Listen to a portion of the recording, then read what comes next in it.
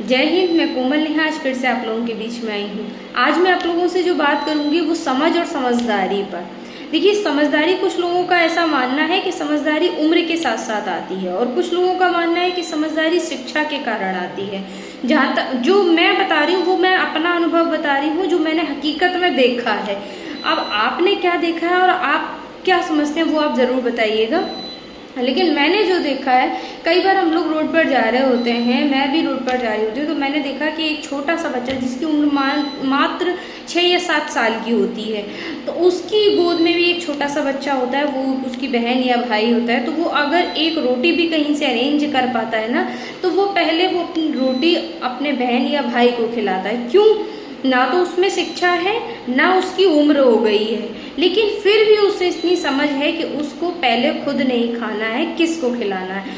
वहीं दूसरी तरफ हम कई बार ऐसे केसेस देखते हैं कि भाई भाई एक दूसरे के मतलब भाई भाई भी एक दूसरे की जान के प्यासे बैठे होते हैं। किस लिए? प्रॉपर्टी के लिए, नाम के लिए, रुतबे के लिए, पैसे के लिए। तो ऐसा नहीं है कि उनमें समझदारी नहीं है या उनमें शिक्षा नहीं है या उनकी उम्र नहीं है। एक उम्र का एक पड़ाव होता है जो उन्होंने गुजार लिया होता है, लेकिन फिर भी उसके बाद भी उनमें समझदारी नहीं होती। तो मेरी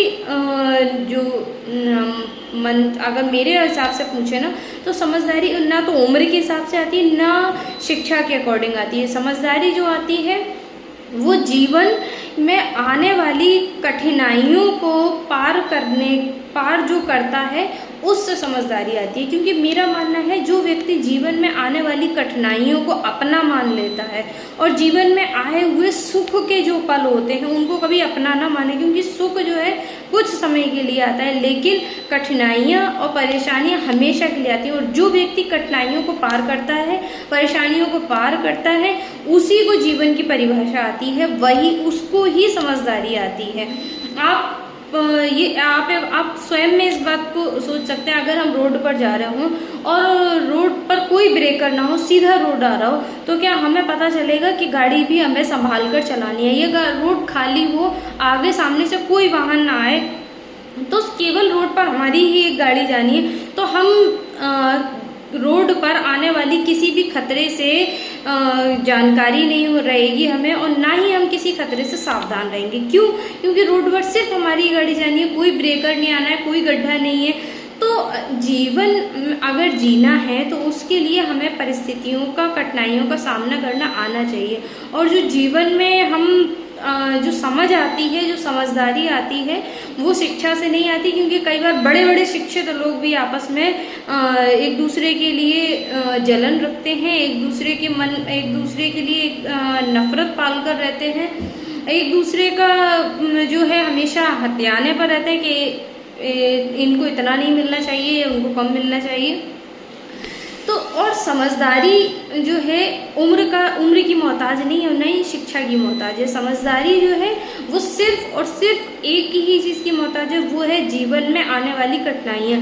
जो एक गरीब बच्चा होता है वो जिस दिन से पैदा होता है ना, उस दिन से सीख लेता है कि हमारे जीवन में कठिनाइयों का हमें कैसे सामना करना पड़ता है, क्योंकि उसने पहले दिन से कठिनाइयाँ देखी होती हैं। हालांकि वो उस वक्त इतना समझदार नहीं होता है कि वो खुद से चल के अपनी परेशानियों का समाधान निकाल ले, लेकिन उसने महसूस की होती है परेशानियाँ, कठिनाइयाँ।